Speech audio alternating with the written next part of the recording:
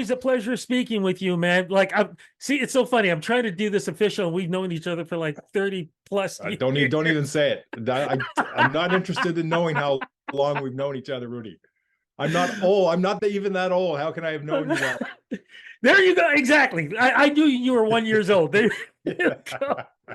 But we do this every year because you and I back in the day would always work out together, and you've taken it yourself a step further because of what I've got back here and what I've got behind me. What facility are you part of, my friend?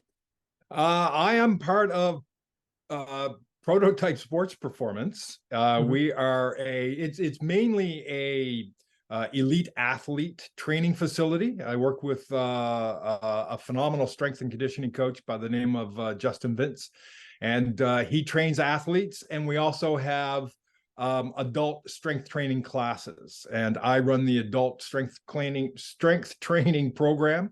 So that's what I do for at Prototype Sports. Work with the adults, getting them in shape and getting them stronger, making them healthier, and in turn, giving them a better life.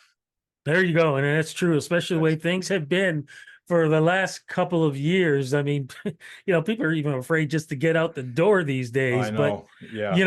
one of the things why I always enjoy working out is the fact that it does help give me confidence. What are some of the positive things do you feel, not just physically, but It's mentally?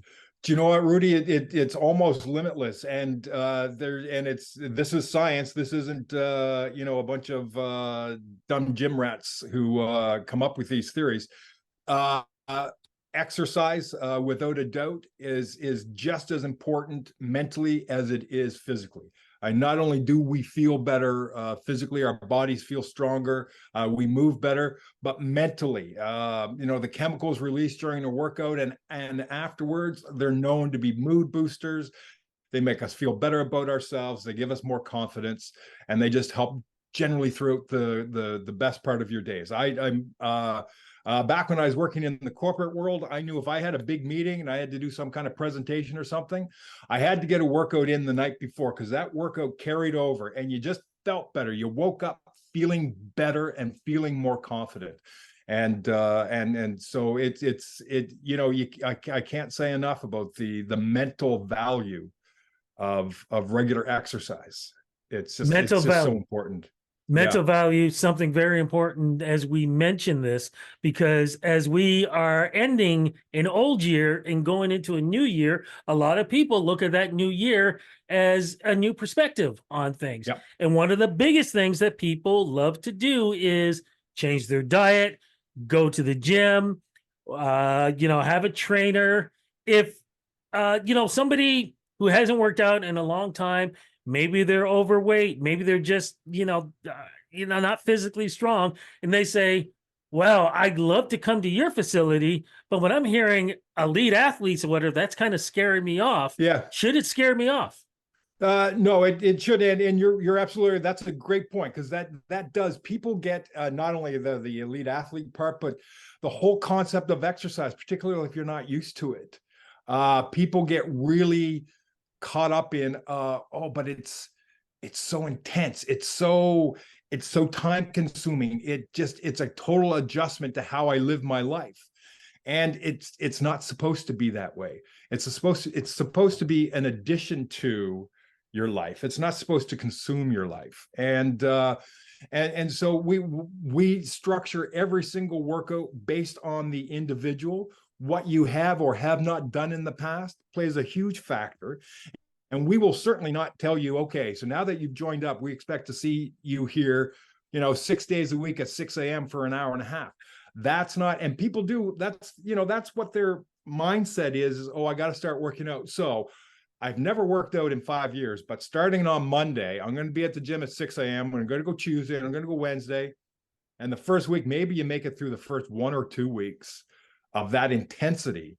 But after a while, it's like, I'm exhausted and this is no longer fun and I'm no longer interested. And how do I maintain this? It's because you started off with way too much, right? So, an elite athlete is an elite athlete. We train them as they need to be trained. If you are not an elite athlete, we train you as you need to be trained. It's not a one size fits all. What about somebody like I'll talk about myself lately, for the last, I'd say, couple of months, my left side, I've had massive back problems. And I think this Okay. came from years ago in squatting and not doing it properly, sleeping wrong and twisting my body and things like that, which has affected my left leg. When you look at somebody who has those kind of injuries, how do you come up with a plan so that it doesn't get any worse, but I can still work out to a certain point where I can feel better. Hopefully, I can take care of this situation. And like I said, just be able to increase my health. Well, so the most important part of that is to make sure you keep working out, Mm. because one of the things we develop an injury, and rightly so. I mean, we have to step back and we have to assess, why do we have that injury, what caused the injury, and what does it feel like. There are different types of injuries. A dull ache. Then we'll say if the pain is 3 or below, then you're good to go, right? Oh, okay. Pain threshold of out of 10, right? So like 10 being like, oh my God, I can barely move. 1 being I'm not in any pain at all.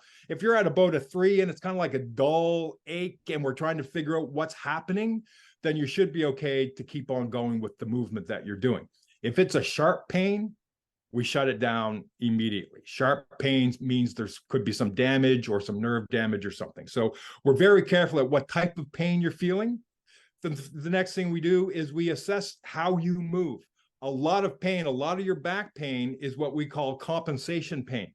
It's not Yes. necessarily your back is the problem. It's just the way you've been moving to compensate for what the real problem is has now caused issues with your back.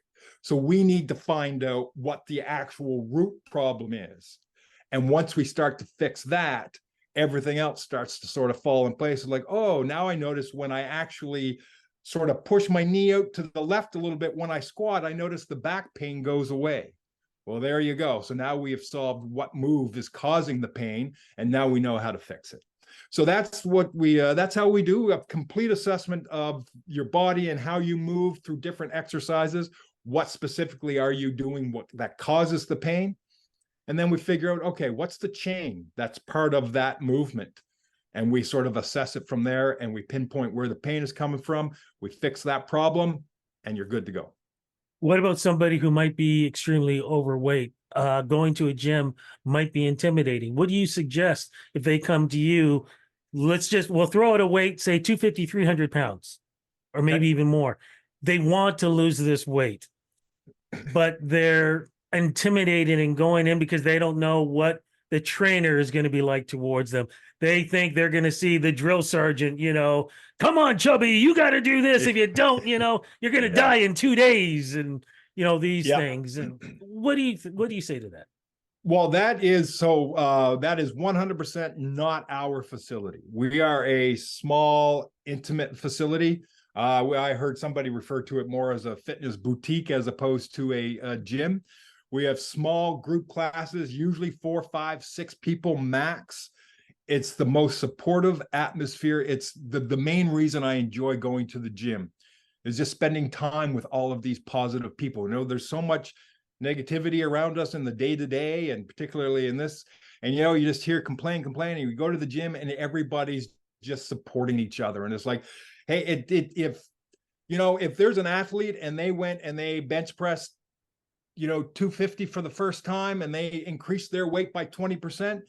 The same thing with the adult who's now bench pressing 25-pound dumbbells, but they've increased their weight by 20%. It's the exact same accomplishment, right? It's not the amount of weight, it's what the progress is. That's what we celebrate. It's your individual progress that we celebrate. Now, to the person who's overweight, there are multiple factors in why someone is overweight. And the exercise that they have to do. I mean, most weight issues can be attributed to nutrition, right? That's the first place where you have to look at. If you feel you're overweight and you want to lose weight, the first thing you need to do is address the nutrition and how you eat and why you eat the way you eat. Exercise supplements that. Exercise makes us stronger. Exercise makes us feel better. Exercise can increase the calorie burn. it's not a huge difference. And you look up the difference, and you figure you work out for an hour, you're pumping weights, like, oh man, I must have burned 1,300 calories. You didn't burn a whole ton of calories. But what it does is the effect of that exercise that you just did lasts up to 24 hours, right? It does increase the metabolism for up to 24 hours, particularly strength training. So that's going to factor into it. Your body is going to become stronger. Your muscles are going to be developed more. Your muscles need more nutrition to eat. So the long run, the exercise will play a role in the weight loss, but you really have to concentrate on the nutrition. But anyone who's feeling uncomfortable, and I get the, going to the big box gyms and you just see a bunch of meatheads with the video with their phone set up, and they're just sort of, and I can appreciate how that's intimidating. You step in the door of our place and you will know immediately that's not what you're going to get here. It's all supportive. It doesn't matter where you're starting. It's where you want to go. That's all we concentrate on. I want to talk to you about what you just said a little bit later in this interview. Is there a difference between men and women when you guys are training them, or is everything just about the same? Well, the only difference we look at is the individual. It doesn't matter if you're a male or a female as far as how we approach. Are we going to say, oh, because you're a woman, you're not going to deadlift? No, I don't think so. You're going to be deadlifting just like everybody else is, right? No, we don't treat anybody differently that way. We certainly, to be honest, we have actually more female clients than we do male clients in the adult group.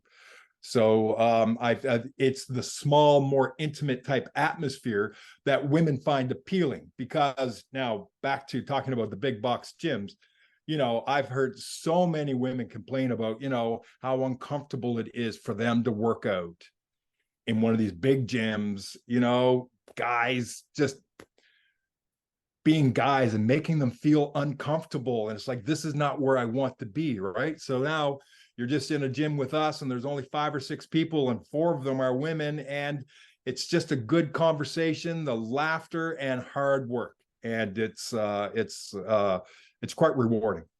Let's talk about, I think, the most important thing, because we are in a tough economy, 2013, and it seems to be in 2014. The prices. What are the prices like with you guys? Well, we find the prices to be pretty reasonable, particularly. So we have a couple of different memberships, but if you can sign up for a month membership for the adult group classes, and that month-long membership, you can attend any group class you want to attend as many times as you want. It's sort of unlimited sessions. Then we can get into you can buy a package of group classes. But they can be, as depending on the package, it's about as low as $25 a session. So it's it's not that expensive. We tried to make sure that it's at a price point where people can afford it, because we know the importance of the physical fitness. Absolutely. We talk about this every year. I think one of the biggest things that I find in the do's or don'ts that people will do is something that you mentioned already.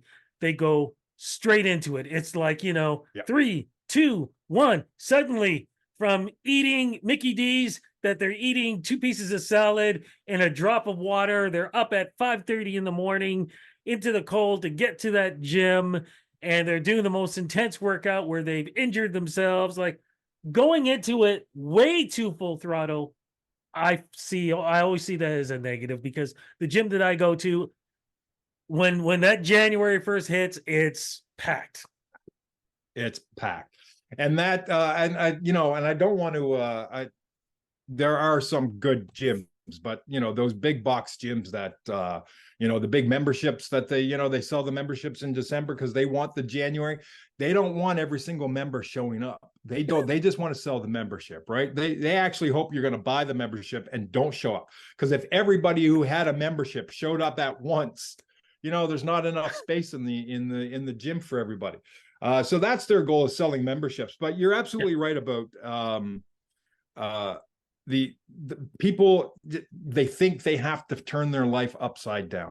And what we try to, and they also concentrate on all of the things that they can no longer do. Oh, I have to stop doing this. Oh, I have to stop doing this. And I got to stop eating that. And I got to stop doing that. And we try to focus on, no, don't worry about all the things that you shouldn't be doing. Let's start adding a few things that you should do. Let's keep it all positive, right? Stop with the obsessing about how am I going to give this up? Just instead of swapping out this meal for a salad, add a salad to that meal, right? Don't all of a sudden put in your schedule that you're going to start working out next week, 5 days a week. Go twice and try and stick to a twice a week schedule for 4 weeks. Try and start making habits. Don't try and flip your life around. Start one little habit at a time. If you don't go for a walk, go for a walk, right? If you do nothing right now, once a day, get up and go for a 20-minute walk. Do that for 2 weeks. Now it's like, hey, I can do something. What else can I do? Double the walk? Or do I do 2 walks? So if I'm walking twice a week, double it to 4 times a week. If you're going to the gym twice a week and you've been doing that for 4 or 5 weeks and you've been having good success, now you are motivated to continue. Now you're going to add another week. And now it's going to think, yeah, I usually order a pizza on Friday night, but you know what? I've got 4 weeks of a good workout in. And now you don't want to order the pizza. It's not like, oh, I have to not order a pizza. It's like, yeah, do you know what? I think I'm good. I don't need the pizza this week. Yeah. But if you want the pizza, get the pizza, right? It just, we beat ourselves up over way too much, and we do recognize we like to, reward yourself a little bit. I'm not saying just because you went to the gym that you should go grab a slice of pizza. But if you had a good week and you got all your workouts in and it is Friday night, it's like, you know what? I could really go for a slice of pizza. Then get a damn slice of pizza. Enjoy life. Don't eliminate. Don't make your life miserable in order to be fit. Because what's the point of being fit if you're just living a miserable life, right? There you go. We want the fitness to be part of our happy life. And so it's got to be an adjustment. You got to find that balance. You can't give up all the bad and have nothing but good, because there's not, we all need a little bit of bad in our life. You know what I'm saying? Speaking of good and bad, how do you know your trainer is a good trainer, the one that you may want to hire? How do you find a good trainer? If they don't have any hair, they're fantastic trainers. That's the number one rule. If you get a trainer who doesn't have hair, he knows what he's talking about. No, do you know what? The trainer part, Rudy, and you can find there are trainers who know a lot more than I do, and there's trainers that know a lot less than I do. And it doesn't mean that either one of those types are better or worse than I am. It's all about the communication. It's all about how we get along. It's all about their attentiveness to the situation, right? If you're having a conversation with the trainer and they got the oh yeah, do 10 more of those, then you got to find somebody else. It really is a feeling out process of are they supportive? Are they ready for me? Are they prepared for me? And can they answer my questions? If they, right? And again, I'm not going to know the answer to every single question you throw at me. Why does this, what? But I'll tell you, not 100% sure. I'll find out for you, right? And then I'll turn to Justin Vince, and he does know the answer to everything. And so he's my go-to guy. But it's all about support. It's all about support, Rudy. And are they going to be there for you when you need them? And are they friendly?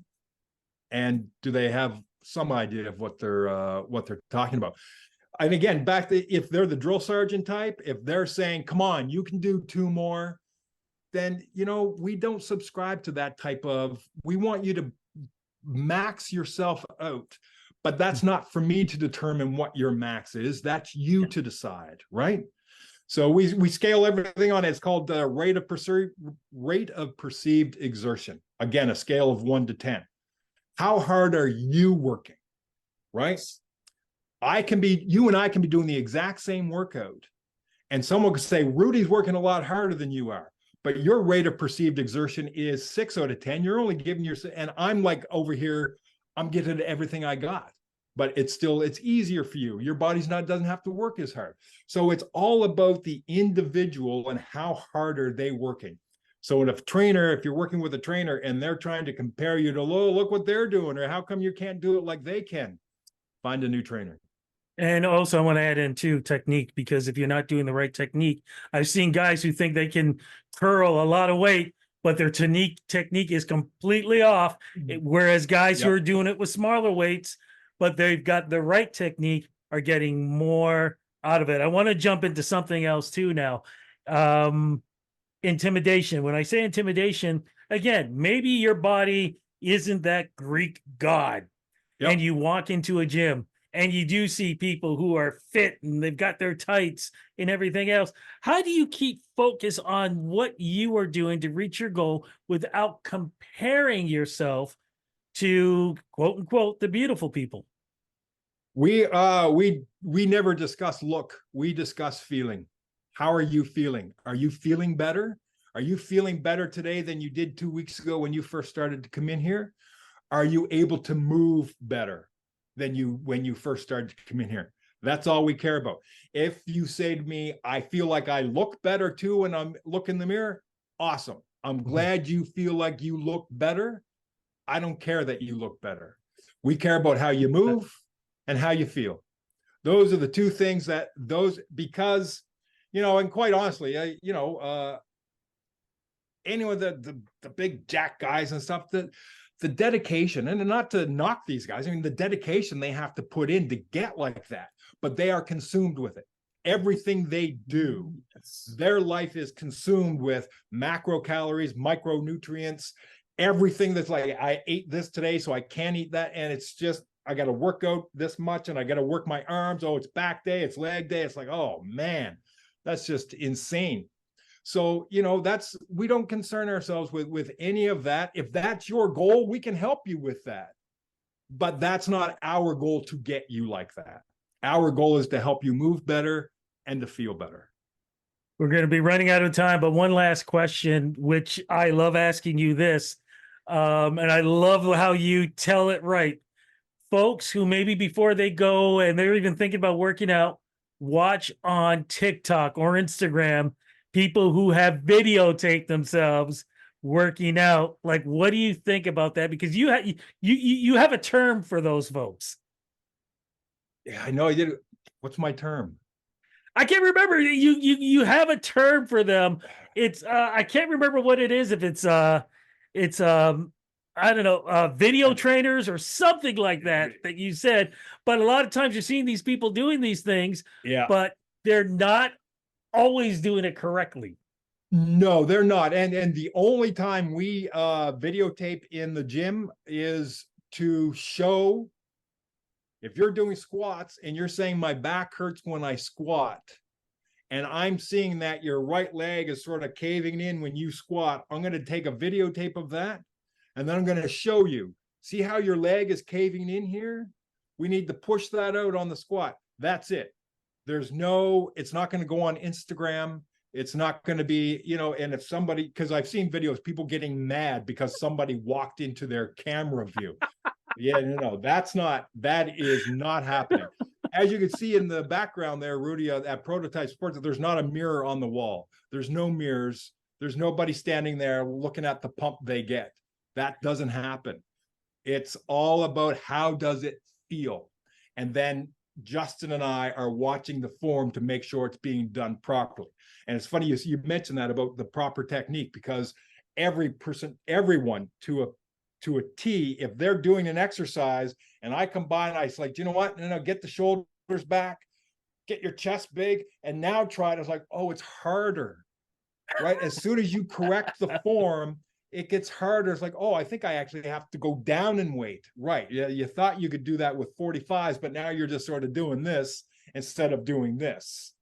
Right. So technique is everything. And that's another thing that a good trainer is going to be able to do, is point out exactly what you're doing wrong and how you should do it.